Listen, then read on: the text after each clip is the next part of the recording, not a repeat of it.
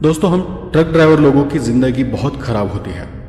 न जाने हमें कैसे कैसे रास्तों से गुजरना पड़ता है और हम बता भी नहीं सकते, इतनी भयानक और ख़तरनाक चीज़ें हमें नज़र आ जाती है। पर इतना सब देखने के बाद भी हमें अपना काम करते रहना पड़ता है। मेरा नाम मनोज है और मेरे जीवन का ये भयानक किस्सा मैं आपके साथ शेयर करने जा रहा हूँ। ये उन दिनों की बात है जब मैं घंटों तक गाड़ी चलाकर थक गया था। भूख भी बहुत ज़्यादा लग रही थी और नींद भी आ रही थी। इसलिए मैंने एक ढाबा देखकर वहीं अपना ट्रक साइड में ले लिया। ढाबे के सामने की तरफ गाड़ी खड़ी करने की जगह नहीं थी, तो वहाँ होटल का जो आदमी खड़ा था उसने ट्रक को पीछे की ओर ले जाने के लिए कहा। मैं घूमकर ढाबे के पीछे की तरफ चला गया। वहीं अपने ट्रक को एक दूसरे ट्रक के पीछे खड़ा कर मैं और मेरा साथ जो क्लीनर था, हम दोनों ट्रक से नीचे उतर गए। जैसे ही हम नीचे उतरे, हमने देखा कि हमारे सामने जो ट्रक था उसके पास एक आदमी खड़ा था और वो वहां खड़े होकर बीड़ी या सिगरेट ऐसा कुछ पी रहा था। उसके खड़े रहने के अंदाज से ये लग रहा था कि शायद वो उसी ट्रक का ड्राइवर है। हम थोड़ा आगे बढ़े, मतलब ढाबे के पास पहुंचे, तो हमने पीछे से कुछ चिल्लाने की आवाज सुनी। इसलिए हम दोनों भी एकदम से रुक गए। पीछे देखा तो वहां पीछे जो ड्राइवर खड़ा था वो किसी बुढ़िया पर चिल्ला रहा था। हम दोनों वही खड़े होकर देखने लगे कि वहां क्या हो रहा है। उस बुढ़िया के साथ एक 8-9 साल की लड़की भी थी और देखते ही देखते उस ट्रक ड्राइवर ने उस बुढ़िया को जोर का धक्का दे दिया। धक्का देते ही वो एकदम से नीचे गिर पड़ी। उसके साथ जो लड़की थी उसने वहीं पड़ा एक पत्थर उठाया और उस आदमी को दे मारा। गुस्से में आकर उसने भी उस लड़की को एक थप्पड़ जड़ दिया। उन दोनों में ज्यादा खींचातानी होने लगी, तो वो देखकर हम दोनों भी दौड़कर उनके पास चले गए। उसी समय ढाबे से कुछ लोग भी तमाशा देखने पीछे आकर खड़े हो गए थे। हमने उस ड्राइवर को पकड़ा और उसे पीछे खींच लिया और उस बुढ़िया को और उस लड़की को वहां से जाने के लिए कहा। जिस प्रकार से वो ड्राइवर उन पर चिल्ला रहा था, हमें इतना तो पता चल गया था कि ड्राइवर की कोई गलती नहीं थी। उस बुढ़िया ने उस आदमी से कुछ खाने की मांग की और जब उसने मना किया तो वो उसका हाथ पकड़कर उसे खींचने लगी थी और इसलिए ड्राइवर ने अपने आप को छुड़ाने के लिए उसे धक्का दे दिया था। हमने भी इतना ज्यादा ध्यान नहीं दिया और झगड़ा छुड़ाकर हम ढाबे की ओर चले गए। लेकिन जब वो बुढ़िया और बच्ची वहां से दूर जा रही थी तो वो बार बार गुस्से से पलटकर उस ड्राइवर को देख रही थी। उस समय मैंने देखा कि बीच बीच में उनकी आंखें खून सी लाल चमक रही थी। मैंने अपने साथी क्लीनर को पूछा भी, क्या तुमने देखा उनकी आंखें अजीब है? तो उसने ये कहा, नहीं, तुम्हारा वहम होगा, गाड़ी के हेडलाइट की रोशनी से तुम्हें ऐसा लग रहा होगा। और उसने मेरी बात पर इतना ध्यान भी नहीं दिया। फिर हम ढाबे से अंदर चले गए, खाना वगैरह खाया और खाना होने के बाद हम वापस बाहर आ गए। तब तक हमारे सामने जो ट्रक खड़ा था वो वहां से चला गया था। अब न वहां वो ट्रक था और न ही उसका ड्राइवर। हम भी उसी के बारे में बातें करते हुए अपने ट्रक में बैठ गए और आगे के सफर के लिए निकल पड़े। जब हम वहां से काफी आगे गए तो हमने देखा कि रास्ते के किनारे एक ट्रक रास्ते से नीचे उतरा हुआ था और जैसे जैसे हम उसके पास गए तो महसूस हुआ कि यह तो वही ट्रक है जो ढाबे पर हमारे ट्रक के सामने खड़ा था। उस ट्रक को देख हमने भी अपना ट्रक थोड़ा साइड में ले लिया। वैसे हम ढाबे से 8 से 10 किलोमीटर दूर आ चुके थे। मेरे साथ वाले क्लीनर ने अपनी जगह से ही झुककर बाहर देखा, पर न ट्रक के आसपास कोई दिखाई दे रहा था और न ही ट्रक के अंदर। इसलिए हम दोनों भी देखने के लिए नीचे उतर गए। हमने नीचे उतरकर देखा कि ट्रक की हेडलाइट चालू थी, ट्रक के अंदर की लाइट भी चालू थी और उस हिसाब से ट्रक ड्राइवर को वही आसपास का ही होना चाहिए था। हमने वही खड़े होकर अंधेरे में आवाज भी दी, पर हमें कहीं से कोई जवाब नहीं आया। हमने उस ट्रक को चक्कर लगाकर आगे पीछे देखा, पर कहीं कोई नहीं था। नहीं कोई एक्सीडेंट हुआ था और ना कुछ, सब कुछ ठीक लग रहा था। अब हम दोनों सोच में पड़ गए कि ये साला ड्राइवर गया कहाँ। कुछ समय यहां वहां देखने के बाद हम वापस अपनी गाड़ी की ओर जाने लगे और तभी मेरे साथी ने कुछ देखा। उसका ध्यान रास्ते के दूसरी तरफ चला गया जहां उसे कुछ चमकता हुआ नजर आ गया। तो उसने मुझे कहा, उस तरफ कुछ है। मैंने भी थोड़ा गौर से देखा पर मुझे कुछ दिखाई नहीं दिया। मतलब वहां एक तो अंधेरा था और आगे सब कुछ काला धुंधला सा दिखाई दे रहा था। तो मेरे साथी ने फिर कहा, अरे सच में मैंने देखा था, वो एकदम से गायब हो गया। मतलब वो इतना तेज हुआ कि मैं उसे समझ ही नहीं पाया कि वहां क्या हुआ है, पर वहां कुछ तो है। उसने मुझे आगे कहा कि हमें रास्ते की उस तरफ चलकर देखना चाहिए। मैंने उसे अपनी गर्दन नाम ही हिलाते हुए बोला, नहीं, अपने ट्रक को छोड़कर ऐसे जाना मुझे ठीक नहीं लग रहा। जैसे कि उस ट्रक का ड्राइवर वहां से गायब हो गया था। हमें जरा भी अंदाजा नहीं था कि वहां क्या हुआ है, मतलब वो कहां चला गया है, गाड़ी यहां क्यों खड़ी है, या और कोई कारण था। लेकिन मुझे खुद कुछ ठीक नहीं लग रहा था।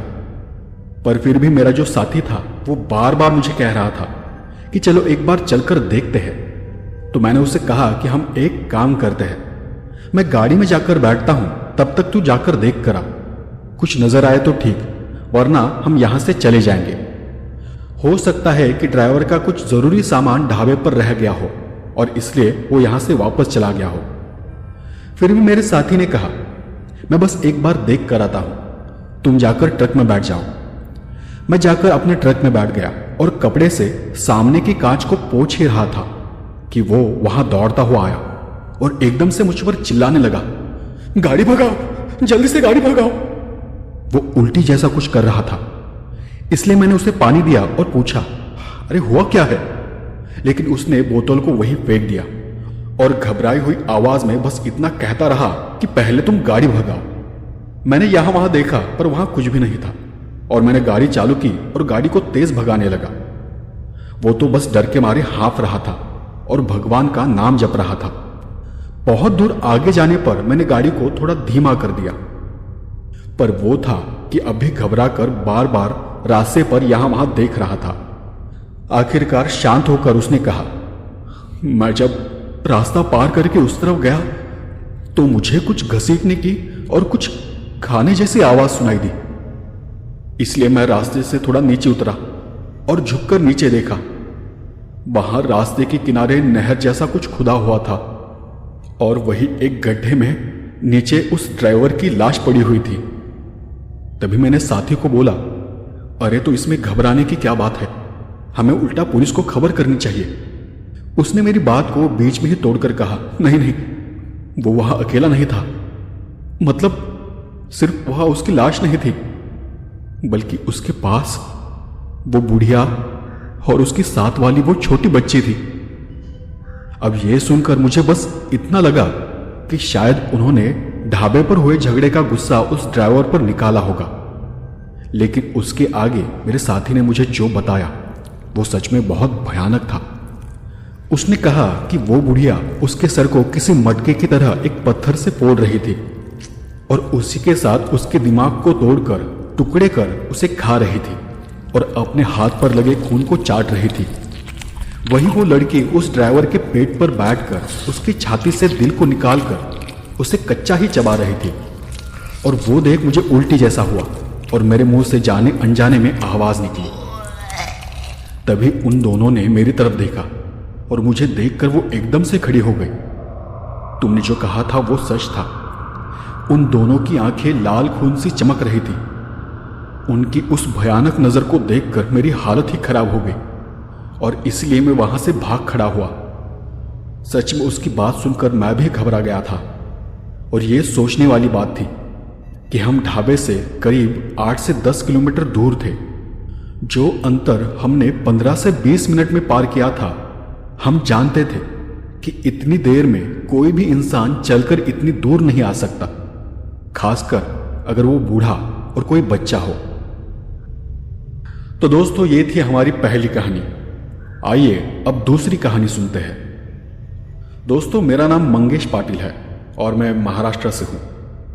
वैसे मैं कोई ट्रक ड्राइवर तो नहीं हूं, लेकिन मैंने कुछ दिन ट्रक चलाने का काम किया था और उस दिन के बाद मैंने फिर कभी ट्रक नहीं चलाया।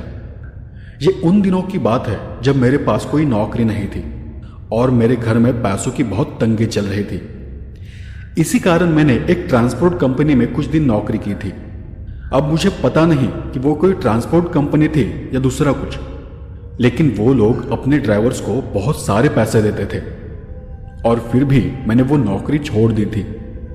इसका कारण था उस कंपनी की शर्तें, जो कि बहुत ही अजीब और डरावनी थी। तो मैं आपको वही किस्सा सुनाने जा रहा हूं। जब मैं नौकरी ढूंढ रहा था, कोई ढंग का काम तलाश रहा था, तब मेरी पहचान एक आदमी से हुई थी। वो भी मेरी तरह उन दिनों काम ढूंढ रहा था। उसने मुझे कहा कि एक काम है, लेकिन उस काम को करने से पहले हमें उस कंपनी की शर्तों को मानना पड़ेगा, तभी वो हमें काम पर रखते हैं। मैंने उससे पूछा भी कि ऐसी क्या शर्तें हैं, तो उसे भी उनकी शर्तों के बारे में ठीक से पता नहीं था। उसने बस मुझे इतना कहा कि बहुत जल्द बहुत सारे पैसे कमाने हैं तो मेरे साथ चलो। मैंने काफी सुना है उस कंपनी के बारे में, और बहुत ही कम लोग उसके बारे में जानते हैं। मैं पिछले 1.5 महीने से काम ढूंढ रहा था, इसलिए उस आदमी की बात सुनकर मुझे भी ये लगा कि शायद यही मौका है, शायद किस्मत मुझे कुछ देना चाहती है। जैसे कि हम जानते हैं कि किसी कंपनी के कुछ राज होते हैं जो कि कुछ खास लोग ही जानते हैं, और इसलिए कंपनी ऐसे लोगों को बहुत सारे पैसे भी देती है ताकि वो राज कंपनी से बाहर न जाए, वो अपने लोगों तक ही रहे। और यही सोचकर एक दिन मैं उस आदमी के साथ चला गया। अब वो जो आदमी था वो मेरा इतना अच्छा दोस्त तो नहीं था, बस काम के जरिए हमारी अच्छी जान पहचान हो गई थी। वो एक बड़े से गोडाउन में एक कोने में छोटा सा ऑफिस था, जिसका नाम भी ठीक से पढ़ा नहीं जा रहा था, बस आगे ट्रांसपोर्ट ऐसे कुछ शब्द दिखाई पड़ रहे थे। जब हम दोनों वहां गए तो वहां का जो मालिक था उसने हम दोनों को अंदर बुलाया और हमसे कुछ सवाल पूछे। और वो सवाल क्या थे पता है? क्या तुम्हें अंधेरे से डर लगता है? क्या तुम भूत प्रेतों को मानते हो? और क्या तुमने कभी भूत या ऐसा कुछ एक्सपीरियंस किया है? अब मेरे लिए ये सच में अजीब सवाल थे, क्योंकि जिस काम के लिए मैं वहां गया था उन्हें मुझे उनके बारे में पूछना चाहिए था, जैसे कि मुझे ट्रक चलाना आता है या नहीं, मेरा ड्राइविंग का एक्सपीरियंस कितना है, या फिर मेरे पास लाइसेंस है या नहीं। लेकिन ये सारे सवाल उन्होंने मुझे पूछे ही नहीं। और मेरे साथ जो आदमी आया था उसके शुरुआती सभी सवालों का जवाब ना ही था। मतलब मुझे अंधेरे से डर नहीं लगता, भूत प्रेतों में मेरा विश्वास नहीं है, और अभी तक मैंने ऐसा कुछ भी एक्सपीरियंस नहीं किया है। और मैं था जो कि जवाब देने के बजाय बस यही सोच रहा था कि ये कैसे सवाल है। तो वहां का जो मालिक था उसने ऐसे ही कुछ ऊट पटांग सवालों के बाद सबसे आखिर में मुझे कहा कि मुझे नहीं लगता कि तुम यहां काम कर पाओगे। अब मेरे साथ जो आदमी था वो जोर देकर कह रहा था कि ये मेरा दोस्त है, कर लेगा, उसे पैसों की बहुत जरूरत है, पर फिर भी वो मुझे काम देने के लिए तैयार नहीं थे। उसके बार बार कहने पर आखिरकार उन्होंने मुझे बोला कि हमारे यहां वैकेंसी निकलती रहती है, तो तुम हफ्ते 2 हफ्ते बाद आना। और इतना बोलकर उन्होंने मुझे वहां से जाने के लिए कहा। मेरे साथ जो आदमी था वो भी मेरे साथ निकल रहा था, तो उन्होंने उस आदमी को वहीं रुकने को कहा। अब केबिन से बाहर जाने के बाद मैं वहां नहीं रुका और वहां से सीधे घर चला गया। उसके कुछ 1 हफ्ते बाद एक दिन मुझे वो आदमी रास्ते में फिर मिला। मुझे देखकर वो एकदम से खुश हो गया और मुझे कहने लगा, अरे तुम कहां चले गए थे उस दिन? अच्छा एक काम करो, कल ही जाकर मालिक से मिलो, डे शिफ्ट में वैकेंसी है। लेकिन मेरा सारा कुतूहल उसके बारे में जानने का था, तो मैंने उससे पूछा, तुम्हारा काम कैसे चल रहा है? तो उसने बताया कि आज सुबह ही वापस आया हूं, नाइट शिफ्ट होती है, लेकिन पैसे बहुत मिलते हैं, और डे शिफ्ट में तो 1 महीने बाद पगार मिलती है, लेकिन नाइट शिफ्ट में ट्रिप से वापस आए कि पैसे हाथ में। डे शिफ्ट वालों की महीने की जितनी पगार है ना, उतने तो मैंने इन 2-4 दिनों में ही कमाए हैं। तो अब तुम ही सोचो क्या करना है। उसकी बातें सुनकर मुझे भी थोड़ा लालच आ गया, लेकिन अचानक से मेरे मन में क्या आया मुझे पता नहीं। मैंने उससे यह पूछा, अच्छा वो उन शर्तों के बारे में कुछ पता चला? उसने मुस्कुराकर जवाब में कहा, वो मैं नहीं बता सकता, बताने को मना है। कहीं मालिक को पता चला तो मेरी नौकरी चली जाएगी। लेकिन तुम खुद मुझे देख रहे हो, देखो यही मौका है, किसी और को काम मिल गया तो ये भी काम हाथ से चला जाएगा। और फिर ऐसे ही यहां वहां की बातें कर वो वहां से चला गया। लेकिन कंपनी की शर्तों के बारे में उसने मुझे एक शब्द भी नहीं बताया। मैं अगले दिन अकेले ही उस गोडाउन को और फिर उस ऑफिस को ढूंढते हुए वहां चला गया। मैं फिर एक बार उस अजीब से आदमी के सामने बैठा था। उसने मुझे गौर से देखा और कहा, देखो, हमारे यहाँ नाइट शिफ्ट में काम करने के कुछ रूल्स है, कुछ सख्त नियम है। अगर तुम उन्हें मानते हो तभी हम तुम्हें आगे का काम दे सकेंगे। और वो आदमी अच्छे से जानता था कि मुझे पैसों की ज़रूरत है, मेरे सामने कोई पर्याय नहीं है। मैंने उत्साह में कहा, आप बताइए, मैं करने को तैयार हूँ। मैंने सोचा कि होंगे ऐसे ही कुछ नियम कि सिग्नल को नहीं तोड़ना है, या कंपनी के बारे में किसी को नहीं बताना है, या कंपनी के बताए रास्ते के बजाय कहीं और नहीं जाना है, या ऐसे ही कुछ। पर मालिक ने कहा, आज नहीं, पहले कुछ दिन तुम दिन में ट्रक चलाओ, फिर मैं तुम्हें बताता हूं। शायद वो देखना चाहते थे कि मैं कैसे ट्रक चलाता हूं। मैंने 3-4 दिनों तक ट्रक चलाया, जो कि शहर में ही काम होता था। मुझे उन दिनों में इतना तो पता चल गया था कि उनके 2 क्षेत्र थे। एक में फूड आइटम्स जैसे वेजिटेबल्स वगैरह ट्रांसपोर्ट होते थे, तो दूसरे में नॉन वेजिटेरियन आइटम्स जैसे मीट, मांस, मच्छी वगैरह ट्रांसपोर्ट होता था। मुझे लगा था कि ये लोग कुछ 2 नंबर का धंधा करते होंगे और शायद इसलिए ज़्यादा पैसे भी देते होंगे।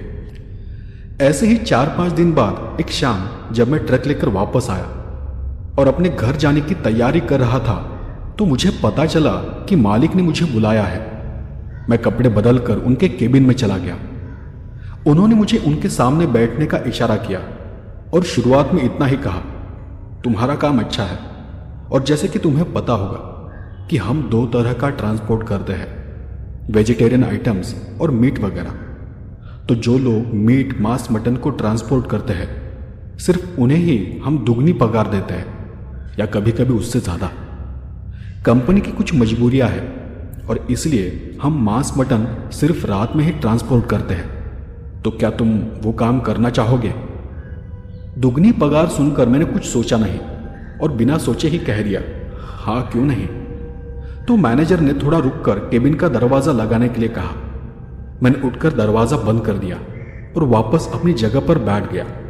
तभी वो आदमी, वो मालिक अपनी जगह से उठकर खड़ा हो गया।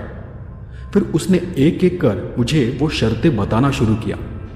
देखो, जैसे कि मैंने तुम्हें पहले ही कहा था कि यहाँ की कुछ शर्तें हैं, सख्त नियम है, जिसे अगर तुम मानते हो तभी हम तुम्हें वो काम दे सकते हैं। और मैं अब ये मानकर चल रहा हूँ कि तुम्हें सभी शर्तें मंजूर है। अगर तुम जाना चाहो तो अब भी बाहर जा सकते हो। मैंने फिर भी विश्वास से कहा, नहीं मैं करूँगा, मुझे मंजूर है। फिर उसने आगे कहा, तो सुनो, नाइट शिफ्ट में काम करने की 10 शर्तें हैं। पहली शर्त, तुम्हें सिर्फ रात में सफ़र करना है। रात में ही शहर के बाहर जाना पड़ेगा और सुबह होने से पहले तुम्हें डिलीवरी देनी है। एक बार तुम ट्रक को लेकर यहां से निकले तो तुम उसे बीच रास्ते में कहीं नहीं रोक सकते और नहीं कहीं आराम कर सकते हो। पानी पीने के लिए भी नहीं और नहीं पेशाब के लिए। जो भी करना है ट्रक के अंदर ही और बिना रोके। और आगे कुछ बातें हैं, अगर वो होती है तभी तुम ट्रक को रोक सकते हो, लेकिन कुछ ही मामलों में है। वो बातें तुम्हें आगे की शर्तों में पता चल जाएंगी, ठीक है? इस बात पर मैंने सिर्फ हाँ में अपनी गर्दन हिलाई। दूसरी शर्त, तुम्हें गाड़ी की हेडलाइट को हर समय ऑन रखना है। हेडलाइट को अंधेरे में एक पल के लिए भी बंद नहीं करना है, चाहे कुछ भी हो। कभी तुम्हें ऐसा भी लगेगा कि लाइट तो चालू है पर फिर भी आसपास बहुत घना अंधेरा है, फिर भी तुम गाड़ी को नहीं रोकोगे। तुम्हें गाड़ी चलाती रहनी है।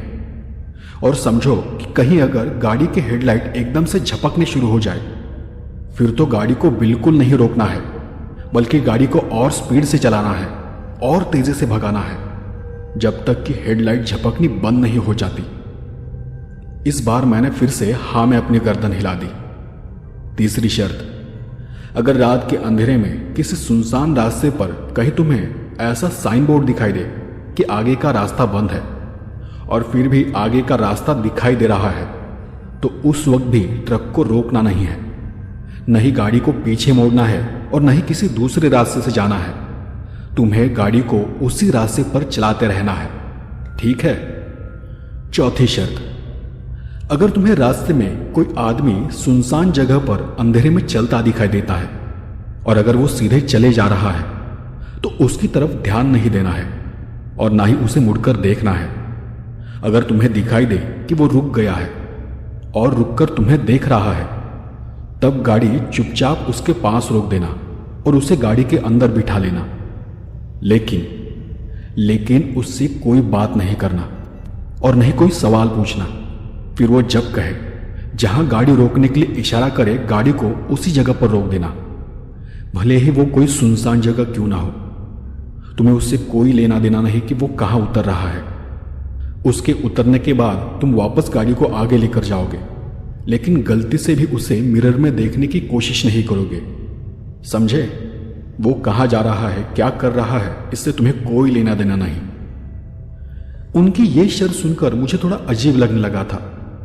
पहले 2-3 शर्तों को तो मैं समझ सकता था, लेकिन ये जो शर्त थी वो बहुत ही अजीब थी। फिर भी मैं चुपचाप उनकी आगे की शर्तें सुनता रहा। अब तो मैंने गर्दन हिलाना भी बंद कर दिया था। 5वीं शर्त, बीच रास्ते में तुम्हें गाड़ी के ऊपर से या पीछे से कुछ खटखटाहट की या टप टप की आवाज सुनाई दे, तो गाड़ी को रोककर नीचे उतरकर नहीं देखना कि वो क्या है, बस गाड़ी को चलाते रहना है। शायद तुम्हें आसपास से कुछ गुर्राहट भरी आवाज भी सुनाई दे, फिर भी नहीं, तुम बस चलते रहोगे। अगली और 6ठी शर्त, अगर तुम ट्रक में रेडियो या कैसेट कुछ सुन रहे हो या नहीं भी सुन रहे हो, लेकिन अगर तुम्हें अचानक से रेडियो स्पीकर से कुछ अजीब सी फुसफुसाहट की आवाज सुनाई देने लगे, तो तुम तुरंत उसे बंद कर दोगे। गाड़ी को भी उसी जगह पर तुरंत रोक देना और बंद कर देना, और बिना वक्त गवाए अपने सिर को नीचे झुकाकर नीचे झुक जाना। अपनी आंखों को कसकर बंद कर लेना। तुम्हें आसपास से अजीब अजीब आवाजें सुनाई देने लगेंगी, जैसे तुम्हारे आसपास कोई फुसफुसाहट कर रहा है। कांच पर, दरवाजे पर खटखटाहट की आवाज सुनाई देगी, और यहां तक कि कोई दरवाजा खोल भी देगा, तो भी तुम अपनी जगह से नहीं हिलोगे, अपनी आंखें नहीं खोलोगे, जब तक कि वो सारी आवाजें शांत न हो जाए। जब वो आवाजें शांत हो जाएंगी, तो तुम धीरे से अपनी आंखें खोलकर सबसे पहले खिड़की से बाहर झांकना। तुम्हें अगर वहां धुआं दिखाई दे, तो समझ जाना कि वहां जो कुछ था वो वहां से चला गया है, और फिर तुम तुरंत गाड़ी चालू कर आगे निकल जाना। 7वीं शर्त, ट्रक चलाते समय तुम्हें अचानक से कोई चीज या कुछ भी ट्रक के साथ तेजी से भागता हुआ या फिर सरकता हुआ नजर आ जाएगा। तुम्हें बस शांत रहना है, अपने ट्रक की स्पीड बढ़ानी है। इससे कोई फर्क नहीं पड़ता कि तुम कितने स्पीड में हो। तुम जितने भी स्पीड में होगे, जितना भी तेज होगे, वो तुम्हारे साथ ही सरकता रहेगा। पर फिर भी तुम तेजी से गाड़ी चलाते रहोगे, और वहां जो कुछ है उसे खिड़की से बाहर देखने की या फिर मिरर में देखने की कोशिश नहीं करोगे। सीधे सामने रास्ते को देखोगे। समझे? अब 8वीं शर्त, अगर तुम्हें गाड़ी चलाते समय बहुत जोर की चीख सुनाई दे, तो झट से गाड़ी को साइड में रोक देना, गाड़ी के सभी लाइट को चालू कर देना और तेजी से ट्रक से उतरकर पीछे चले जाना। पीछे जाकर पीछे कंटेनर में छुप जाना। इस बीच तुम देखोगे कि गाड़ी की सभी लाइट्स झपकने लगेंगी, बंद हो जाएंगी, फिर से चालू हो जाएंगी। लेकिन जब तक सभी लाइट्स नॉर्मल नहीं हो जाती, यानी स्थिर नहीं हो जाती, तुम वहां से हिलोगे नहीं।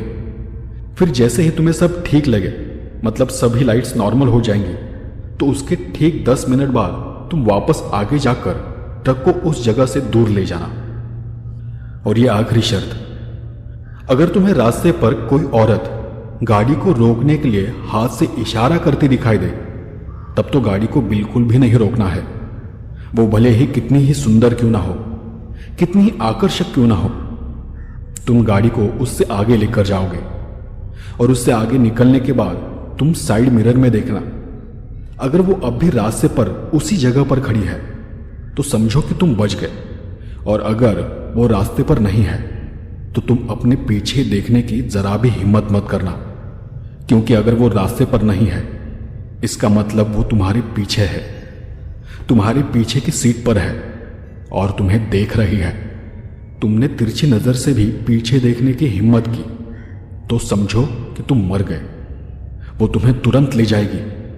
कहाँ वो पता नहीं, लेकिन मुझे इतना पता है कि अगर तुमने इनमें से किसी भी शर्त को नजरअंदाज किया या इन्हें बस अफवाह समझकर या झूठ समझकर इन पर ध्यान नहीं दिया, कोई भी गलती की, तो तुम हमें कभी नहीं मिलोगे।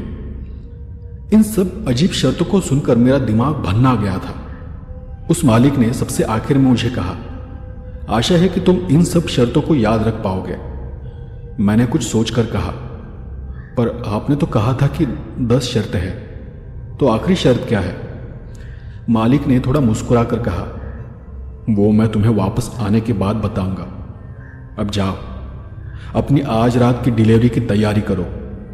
केबिन के बाहर 2 आदमी खड़े हैं, वो तुम्हें बताएंगे कि कौन सा ट्रक कहाँ लेकर जाना है। मैंने वहां कुछ दिनों में सिर्फ सुना था कि उनके कुछ ट्रक ड्राइवर जो ट्रक को लेकर जाते हैं वो कभी वापस नहीं मिलते।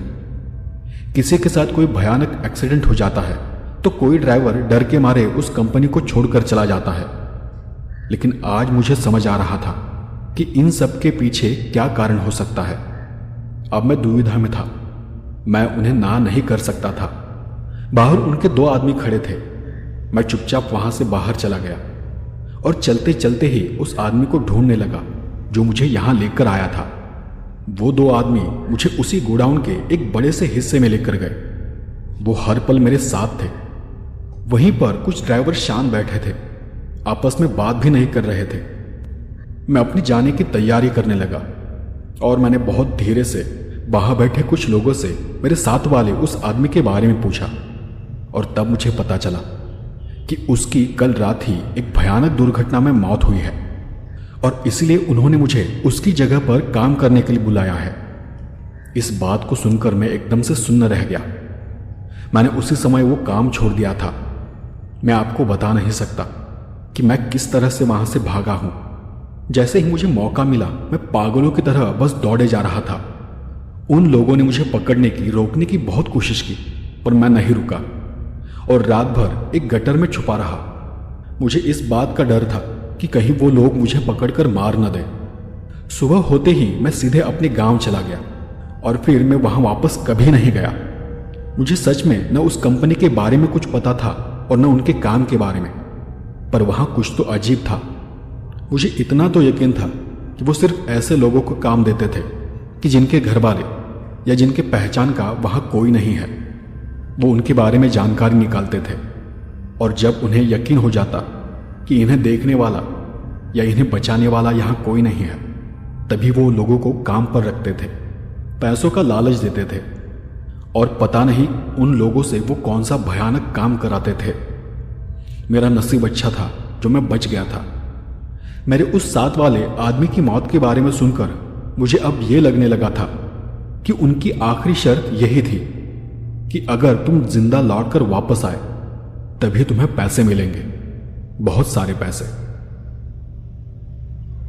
तो दोस्तों, ये थी आज की दोनों कहानियां। आपको दोनों कहानी में से कौन सी कहानी ज़्यादा अच्छी लगी मुझे कमेंट कर कर ज़रूर बताएं। और हाँ, मैं आज से एक सेगमेंट ला रहा हूँ जिसका नाम है ओल्ड इज गोल्ड, जिसके तहत मैं आपको मेरे चैनल की कोई एक अच्छी कहानी अपने हर एक नए एपिसोड में ऐड करता जाऊँगा, ताकि जो नए सब्सक्राइबर्स हैं जिन्होंने मेरी पुरानी कहानियाँ नहीं सुनी है वो मेरी पुरानी कहानियों का भी आनंद ले सके। तो चलिए अब सुनते हैं ओल्ड इज गोल्ड के अंतर्गत मेरी एक पुरानी कहानी, और वो कहानी भी ट्रक ड्राइवर से संबंधित है। तो आइए शुरू करते हैं। ये अगली कहानी हमें भेजी है शिवांश ने, और अब आगे की कहानी मैं शिवांश के पॉइंट ऑफ व्यू से सुनाऊंगा। मेरा नाम शिवांश है और मैं एक ट्रक ड्राइवर हूँ। यह घटना कुछ 3 से 4 साल पहले की है। वो शायद जुलाई का महीना था और बरसात के दिन थे और मुझे एक काम मिल गया था। काम ये था कि मुझे एक घर का सामान लेकर नासिक से नागपुर जाना था। वैसे मैं जाना तो नहीं चाहता था क्योंकि पिछले 2-3 दिन से मौसम बहुत खराब था और तेज बारिश भी हो रही थी। डर इस बात का था कि कहीं बारिश में फंस गया तो उल्टा मेरा नुकसान होगा, और मैंने उन्हें बताया कि बारिश की वजह से मैं नहीं जा सकता। लेकिन सामने वाली पार्टी ने मुझे थोड़े ज़्यादा पैसे देने का वादा किया और जल्द से जल्द सामान नागपुर उनके दूसरे घर पहुंचाने को कहा। तो कुछ देर सोचने के बाद मैं भी मान गया और शनिवार दोपहर को उनके नासिक वाले घर चला गया। उस दिन सुबह से बारिश गिर रही थी, तो बारिश की वजह से सामान को ट्रक में लोड करते करते रात के 8 बज गए। रात के समय सारा सामान गाड़ी में लोड करने के बाद मैं अकेला ही वहां से नागपुर की ओर निकल पड़ा। अब मैंने दोपहर से खाना नहीं खाया था तो मुझे बहुत भूख लगी थी। तो मैंने आगे जाकर रास्ते में एक ढाबे पर ट्रक को रोका और वही थोड़ा खाना खा लिया। मैं जब खाना खत्म कर ढाबे से बाहर निकला तो मैंने देखा कि एक आदमी बारिश में भीगता हुआ मेरे ही ट्रक के पास खड़ा था। मैं अपने आप को बारिश से बचाते हुए भागकर ही उस आदमी के पास चला गया। तो उसने कहा कि वो एक दूसरे ट्रक से नागपुर की ओर जा रहा था, पर वो जिस ट्रक से जा रहा था वो ट्रक पीछे कहीं बंद पड़ गया है और वो चलकर ही इस ढाबे तक आया है। करीब 1 घंटे से वो नागपुर जाने वाले ट्रक को ढूंढ रहा था। तो मैंने उस आदमी को मेरे साथ चलने को कहा। वो आदमी गीले कपड़ों के साथ सिकुड़कर एक कोने में बैठ गया। मैंने उससे कहा, तुम्हारे पास दूसरे कपड़े नहीं है क्या? उसने ठंड से कांपते हुए ना में जवाब दिया। अब मेरे पास भी उसे देने के लिए कुछ भी नहीं था, तो सोचा कहीं आगे जाकर किसी ढाबे पर जरूर कुछ ना कुछ मिल जाएगा। अब सफर काफी लंबा था, तो मैंने ट्रक में टेप मतलब म्यूजिक सिस्टम चालू कर दिया और बड़ी आवाज में गाने बजाना शुरू किया।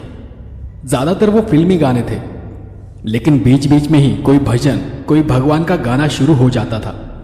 और फिर जैसे ही भगवान का गाना शुरू होता वो आदमी थोड़ा अजीब सा व्यवहार करने लगता था। अजीब तरह से अपने शरीर को तोड़ने मरोड़ने लगता था। बीच बीच में ही अपने सर को बहुत नीचे झुका लेता था। उसकी आंखों से बार बार पानी निकलने लगता और उस बारिश के ठंडे मौसम में भी अचानक ही उसके सर से लेकर पांव तक उसे पसीना आने लगता। मैंने 3-4 बार देखा। जब भी कोई भगवान का गाना या भजन शुरू हो जाता अचानक ही उसकी हालत बिगड़ने लगती थी। वो देख मैंने उस आदमी से पूछा, भाई कोई तकलीफ है क्या या तबीयत खराब है? तो उसने थरथराते हाथों से मुझे इशारा करते हुए इतना ही कहा, नहीं, पर क्या तुम ये टेप बंद कर सकते हो? मुझे उस आवाज से तकलीफ हो रही है। मुझे थोड़ा बुरा लगा क्योंकि गाने सच में बहुत बड़ी आवाज में चल रहे थे, पर हम ट्रक वालों की आदत ही होती है, हमें नींद ना आए इसलिए हम अक्सर बड़ी आवाज में ही गाने चलाते हैं। लेकिन उस आदमी की हालत देख मैंने तुरंत टेप को बंद कर दिया। उस वक्त रास्ते पर ज्यादा गाड़ियां भी नहीं थी और जिस नेशनल हाईवे से हम जा रहे थे वहां तो कहीं कहीं लाइट्स भी बंद थी। काफी देर ट्रक चलाने के बाद रात के करीबन 2 या 2:30 बज रहे थे कि तभी खड़खड़ आवाज करते हुए ट्रक अचानक ही एक जगह पर रुक गया। मुझे तो समझ ही नहीं आया कि अचानक क्या हो गया। अभी तक तो सब ठीक था। मैंने आगे देखा पर आसपास बस दूर दूर तक फैला मैदान दिखाई दे रहा था और बीच बीच में कहीं बड़े बड़े पेड़ थे, कहीं घनी झाड़ियां थी जो रात के उस वक्त काफी डरावनी लग रही थी। मैंने कई बार ट्रक को चालू करने की कोशिश की पर ट्रक चालू ही नहीं हो रहा था। मैंने उस आदमी को कहा, तुम यही रुको, मैं देख कर आता हूं कि क्या गड़बड़ है। तो मुझे देख वो आदमी पहली बार थोड़ा मुस्कुराया। उस रास्ते पर आसपास कोई भी नहीं था, बस एकाध दूसरी गाड़ी उस रास्ते पर नजर आ रही थी। मैं नीचे उतरकर गाड़ी के आगे जाकर इंजन चेक ही कर रहा था कि वो आदमी तेजी से गाड़ी से नीचे उतर गया और उतरकर सीधे रास्ते के किनारे घनी झाड़ियों के बीच अंदर जाने लगा। मैंने उसे आवाज दी, अरे भाई कहाँ जा रहे हो? उसने मेरी बात का कोई जवाब नहीं दिया। मुझे लगा कि शायद वो टॉयलेट के लिए गया होगा। मैंने फिर से उसे आवाज दी, देखो ज्यादा अंदर मत चले जाना। और मैं फिर इंजन चेक कर टायर चेक करने लगा। अभी बस कुछ 2-4 ही मिनट हुए थे कि मैंने उन झाड़ियों में से एक अजीब सी आवाज सुनी। आवाज ऐसी थी जैसे कोई आदमी जोर जोर से दर्द से कराह रहा हो। मैं तुरंत भागते हुए उन झाड़ियों में जाने लगा। मैंने आगे जाकर देखा तो वहां वो आदमी था ही नहीं। अंधेरा होने की वजह से आसपास ठीक से दिखाई ही नहीं दे रहा था कि तभी किसी ने किसी चीज से पीछे से मेरे सर पर वार किया। उसके धारदार कोने से मेरे सर पर खरोच भी आ गई थी। मैं गुस्से में ही पलटा पर वहां कोई नहीं था। मैंने गुस्से में ही कहा, कौन है बे, मेरे सामने आ। पर वहां आसपास कोई भी नहीं था। और जब वापस मैंने उन झाड़ियों की ओर देखा तब मुझे सामने कुछ ही दूरी पर एक औरत दिखाई दी। वो अचानक ही मुझे सामने नजर आने लगी थी। मैंने अपनी आंखों को मलते हुए देखा पर वो औरत पहले जितनी दूर थी अब उससे कई ज्यादा करीब नजर आने लगी थी।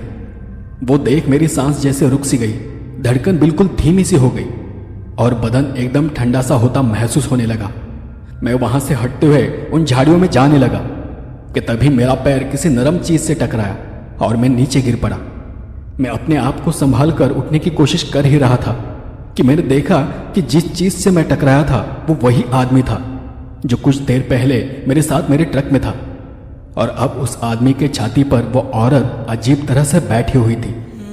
उस औरत का चेहरा बिल्कुल उस आदमी के चेहरे के सामने था और उस औरत की रीढ़ पूरी तरह से मुड़ी हुई थी। उस आदमी और उस औरत के चेहरे में बस 1 इंच की दूरी थी। मैं यहाँ धीरे से ही बड़बड़ा रहा था, हट जाओ वहां से। उसे जोर से बोलने की, उस पर चिल्लाने की मुझ में जरा भी हिम्मत नहीं थी। वो आदमी थोड़ा होश में था और वो मुझे उस औरत से बचाने के लिए इशारा कर रहा था कि तभी वो औरत जोर से उसके चेहरे पर ही चीखी। वो चीख इतनी बड़ी थी कि वो आदमी बेहोश होकर वहीं गिर पड़ा। उस चीख को सुनकर मेरी तो जान ही निकल गई। वो सब बहुत भयानक था। वो औरत उसे और मुझे मार देना चाहती थी। मैंने देखा कि उस आदमी का दम घुट रहा था, पूरी तरह से उसकी सांसें उखड़ने लगी थी। वो अपनी जान बचाने के लिए झटपटा रहा था। मैं जानता था कि मैं अकेला उस औरत के सामने कुछ नहीं कर सकता था, लेकिन फिर भी मैं दौड़कर मेरे ट्रक के पास चला गया और अंदर कुछ हथियार वगैरह ढूंढने लगा। और तभी मेरा ध्यान मेरे म्यूजिक सिस्टम की ओर चला गया। मैंने झट से गाड़ी को चाबी लगाई और बड़ी आवाज में टेप को चालू कर दिया। मेरा नसीब अच्छा था कि मैंने भगवान के जिस गाने पर टेप को बंद किया था, टेप वहीं से आगे चालू हो गया। और तब मैं भी भगवान से प्रार्थना करने लगा कि भगवान करे सब ठीक हो जाए। लेकिन फिर भी मैंने वहां से स्टेपनी ली और सीधे उन झाड़ियों में चला गया। अब उस औरत ने अपने दोनों हाथों से अपने कानों को बंद कर रखा था और वो अब डर की वजह से चीख रही थी। वो इतनी तेज और बुरी तरह से कांप रही थी कि वो देख मैं समझ गया कि वो कोई आम इंसान नहीं थी। मतलब मेरा पैतरा काम कर गया था। वो आदमी आधी बेहोशी की हालत में था। मैं उस आदमी को खींचते हुए उस औरत से दूर ले गया और फिर किसी तरह उसे उठाकर ट्रक के पास चला गया। वो सब देखकर मेरा सर चकराने लगा था। आसपास सब अंधेरा ही अंधेरा था। अब तो वो एक आध दूसरी गाड़ी भी मुझे नजर नहीं आ रही थी। सोचा अगर गाड़ी नजर आ जाती तो मैं किसी से मदद मांग सकता था। मैंने डरते डरते भगवान का नाम लेकर किसी तरह उस आदमी को गाड़ी के अंदर धकेला और जाकर मेरी सीट पर बैठ गया। मैं गाड़ी को चालू करने ही वाला था कि मैंने उस झाड़ियों से फिर एक आवाज सुनी, अरे रुक जाओ, मुझे छोड़कर कहाँ जा रहे हो? उस आवाज को सुनकर मैं दंग रह गया।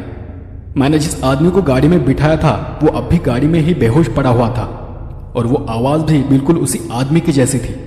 मैंने जोर जोर से भगवान का नाम लेना शुरू किया और फिर मेरी आवाज को सुन वो बाहर का आदमी अपनी जगह पर ही खड़ा हो गया और मेरी तरफ देखते हुए उसने गुर्राते हुए कहा, ये मेरा शिकार है, मैं इसे यहां से जाने नहीं दूंगी। और मैं समझ गया कि वो बस एक छलावा है। मैंने डर के मारे ट्रक चालू किया और ट्रक को भगाने लगा। मैं ट्रक को पूरी स्पीड से दौड़ा रहा था। इतनी देर से जो ट्रक चालू नहीं हो रहा था वो अचानक ही चल पड़ा था। पता नहीं वो डायन थी या कोई चुड़ैल थी, पर वो इतना भयानक था कि उस हादसे के बाद हम दोनों भी बीमार पड़ गए थे। कुछ वक्त बाद जब उस आदमी को होश आया तो उसने बताया कि असल में वो रात नागपुर से मुंबई की ओर जा रहा था, पर बीच रास्ते में जब वो टॉयलेट के लिए उस जगह गाड़ी से नीचे उतरा था तो किसी अनजान चीज ने उसे पकड़ लिया था। शायद उसे किसी चीज ने पजेस कर लिया था।